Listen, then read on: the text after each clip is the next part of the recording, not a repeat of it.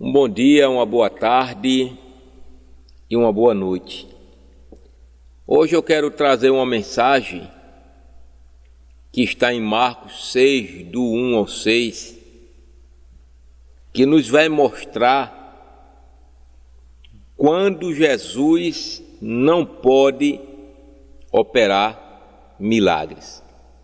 Vamos ler o texto que nos diz assim: Tendo Jesus partido dali, foi para a sua terra, e os seus discípulos o acompanharam. Chegando o sábado, passou a ensinar na sinagoga, e muitos, ouvindo, se maravilhavam, dizendo: De onde vem a estas coisas? Que sabedoria é esta que lhe foi dada? E como se fazem tais milagres por suas mãos? Não é este o carpinteiro, filho de Maria, irmão de Tiago, José, Judas e Simão? Não estão aqui conosco suas irmãs? E escandalizavam-se nele. Jesus, porém, lhes disse: Não há profeta sem honra, senão na sua terra, entre os seus parentes e na sua casa. Não pôde ali fazer nenhum milagre, senão curar uns poucos enfermos, impondo-lhe as mãos. Admirou-se da incredulidade deles, contudo percorria as aldeias circunvizinhas ensinando. A introdução que eu trago nesta noite, esta palavra, irmãos, aborda um dos momentos mais intrigantes da vida de Jesus. Em Nazaré, sua própria terra natal, ele enfrentou rejeição, incredulidade e desprezo por parte das pessoas que o conheciam desde a sua infância. Esse episódio nos ensina sobre o impacto da fé e da incredulidade no agir de Deus e nos desafia a cultivar o quê? Uma fé genuína. O contexto do evento é o seguinte, que após realizar milagres e ensinar com autoridade em outras regiões, como está em Marcos 5, 21 a 43, Jesus retorna à sua terra natal, que era Nazaré. E Nazaré era uma cidade pequena, onde as pessoas conheciam Jesus como o filho do carpinteiro, que você pode ler lá em Mateus 3,55. E por esse motivo tinham dificuldades em vê-lo como Messias. Quando na sinagoga Jesus ensinava, mas em vez de fé, as pessoas reagiam com questionamentos e ceticismo. Vamos ler Mateus 3, 54 e 56. E chegando à sua terra, ensinava-os na sinagoga de tal sorte que se maravilhavam e diziam: De onde lhe vem esta sabedoria? E estes poderes miraculosos? Não é este o filho do carpinteiro? E não se chama sua mãe Maria e seus irmãos Tiago, José, Simão e Judas?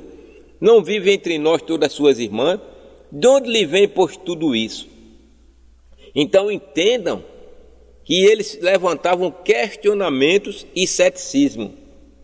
E o ceticismo, irmão, é uma atitude de dúvida ou desconfiança em relação à verdade ou à credibilidade de algo. No contexto espiritual, refere-se à dúvida ou rejeição das verdades divinas, dos milagres da ação de Deus. Embora questionar seja natural, o ceticismo pode se tornar um bloqueio à fé, quando nos fechamos para a possibilidade do agir de Deus. E a familiaridade com Jesus, como um deles, os levou a rejeitar a sua autoridade divina. E na rejeição de Jesus aprendemos que Jesus responde à rejeição com uma declaração significativa, que está em Marcos 6,4. Não há profeta sem honra, senão na sua terra, entre os seus parentes e na sua casa. Aqui ele aponta para uma verdade espiritual.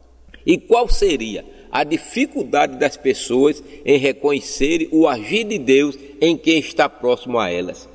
E a rejeição veio porque eles desprezavam sua origem humilde. Viram Jesus apenas como o carpinteiro e não como filho de Deus. Ficaram escandalizados por causa dele. Eles não conseguiam conciliar sua humanidade com os sinais divinos que ele realizava. A incredulidade, ela bloqueou os milagres na vida de muitos. Vamos ver? Marcos 6, 5 e 6. Não pôde fazer ali nenhum milagre, senão curar uns poucos enfermos, impondo-lhe as mãos. E admirou-se da incredulidade dele. Jesus se admirou, irmão, da incredulidade do povo. Apesar do poder ilimitado de Jesus, precisamos entender uma coisa, que sua capacidade de operar milagre estava ligado à fé das pessoas. Esse texto nos deixa ou nos revela algumas verdades importantes. O papel da fé nos milagres. Muitos milagres de Jesus dependiam da fé das pessoas. Quer ver um exemplo? A mulher do fluxo de sangue, que está lá em Marcos 5,34, que diz assim: filha, a tua fé te salvou, vai-te em paz e fica livre do teu mal. Está entendendo? Você entendeu a frase? A tua fé te salvou. Quer ver outro exemplo? O cego Bartimeu, que está em Marcos 10,52, quando Jesus fala também a mesma frase: vai, a tua fé te salvou. Mas em Nazaré, irmãos, a incredulidade impediu que o poder de Deus se manifestasse plenamente. Na verdade, temos que querer e crer para que as obras se realizem. E Deus, ele respeita o livre-arbítrio, ou seja, o direito de escolha, você querer ou não. Ele podia operar sobre a sua autoridade? Sim, mas Jesus não forçou a sua autoridade, nem realizou milagres onde as pessoas rejeitaram sua mensagem. Deus age onde há abertura e disposição para crer. E a incredulidade, sabemos que ela limita as bênçãos. Nazaré, irmãos, perdeu a oportunidade de vivenciar o poder de Deus devido ao ceticismo de seu povo. Se nós lemos lá Hebreus 11,6, vamos ver que está escrito assim: de fato, sem fé é impossível agradar a Deus, porquanto é necessário que aqueles que se aproximam de Deus creia que Ele existe e que se torna galardoador dos que o buscam. Agora eu pergunto, que lições nós trazemos para os nossos dias? A história de Nazaré nos desafia a refletir sobre nossa própria fé, sobre a nossa própria atitude em relação ao agir de Deus. A familiaridade pode gerar desprezo? Pode. Assim como os nazarenos desprezaram Jesus por conhecê-los desde pequeno, podemos sim também cometer erros de desprezar as pessoas que Deus usa por causa de sua origem ou limitações aparentes. Em 1 Samuel 16,7 diz assim: o homem vê o exterior, porém o Senhor o coração. Então a familiaridade pode sim gerar desprezo. A incredulidade também pode sim impedir o mover de Deus. Quando nós duvidamos do poder de Deus ou rejeitamos sua palavra, limitamos o que ele pode fazer em nossas vidas. Vamos ler Tiago 1,6 e 7, que diz assim: peça, porém, com fé, em nada duvidando, pois o que duvida é semelhante à onda do mar, impelida e agitada pelo vento. Não suponha esse homem que alcançará do Senhor alguma coisa. É forte essa palavra, irmãos. E fé, a gente já sabe, que é a chave para vivenciar milagres. É a fé, é a chave que abre, a porta que dá acesso aos milagres, é a fé. E em contraste com Nazaré, vemos que onde há fé, Deus opera maravilhas, como está lá em Mateus 9:29. Então lhe tocou os olhos, dizendo: seja-vos feito segundo a vossa fé. É coisa maravilhosa a palavra de Deus. E quais aplicações práticas devemos ter para que os milagres venham, irmão, continue caindo sobre a nossa vida, sendo realizados sobre a nossa vida? Reconhecer o agir de Deus nas pessoas ao seu redor. Não subestime quem Deus pode usar para abençoar a sua vida. Cultive a fé diariamente, leia a palavra de Deus, ore, confie em suas promessas. Evite, no máximo, irmão, lute contra a incredulidade.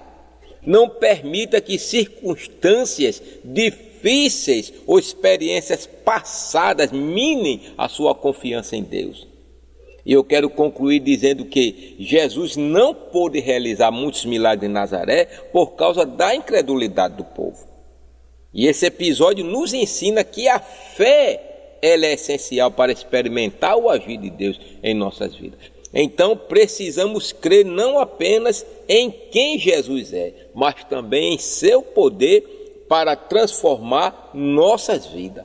Não sejamos, irmãos, como os nazarenos que rejeitaram a bênção por falta de fé, mas sim como aqueles que se aproximaram de Jesus com confiança e receberam milagres. Eu quero deixar um versículo de reflexão que está em Efésios 3:20, que diz assim: ora, aquele que é poderoso para fazer infinitamente mais do que tudo quanto pedimos ou pensamos, conforme o seu poder que opera em nós. E em meu apelo final, lembre-se que ao olharmos para o relato de Nazaré, vimos como a incredulidade pode afastar o agir de Deus em nossas vidas. Muitas vezes a dúvida, a familiaridade e a falta de fé nos impede de reconhecer que Jesus é o Salvador, aquele que transforma vidas e opera milagres. Hoje Jesus está aqui, batendo a porta do seu coração. Ele não quer apenas realizar milagres em sua vida, ele deseja transformar você por completo, trazer paz, esperança e salvação. Talvez você tenha se sentido distante, preso em dúvidas, ou acostumados com uma fé superficial, mas hoje é o dia de dizer sim a Ele. Se você nunca entregou a sua vida a Jesus, ou sente que precisa renovar sua aliança com Ele, eu te convido a dar esse passo de fé agora. Não endureça o seu coração como o povo de Nazaré. Reconheça Jesus como Senhor e Salvador da sua vida. Ele sim está pronto para perdoar seus pecados, restaurar o que foi perdido e operar milagres em você. Você está disposto a confiar nele hoje? Venha e entregue-se totalmente ao Senhor. Oremos. Senhor Jesus, te agradecemos pela tua presença em nosso meio. Sabemos que tu és poderoso para operar milagres, mas acima de tudo és o Salvador que veio para nos resgatar do pecado e nos dar vida eterna. Pai, oramos por aqueles que hoje decidiram entregar suas vidas a ti ou renovar sua aliança contigo. Recebe-os, Senhor, com o teu amor e misericórdia. Perdoa seus pecados, transforma suas vidas e enche-os com o teu Espírito Santo. Que nunca mais vivam limitados pela incredulidade, mas que caminhem na plenitude da fé em ti. Para que aqueles que ainda lutam contra dúvidas ou dificuldades, Senhor, toca seus corações. Ajuda-os a dar o passo de fé e confiar no teu poder e no teu amor. Que todos possamos sair daqui com corações renovados e cheios da certeza de que tu és o Cristo, o Filho de Deus, o nosso Redentor. Te louvamos por tudo que fizestes e ainda farás. Em nome de Jesus oramos. Digam amém. Que Deus abençoe. Fiquem na paz desse Cristo maravilhoso.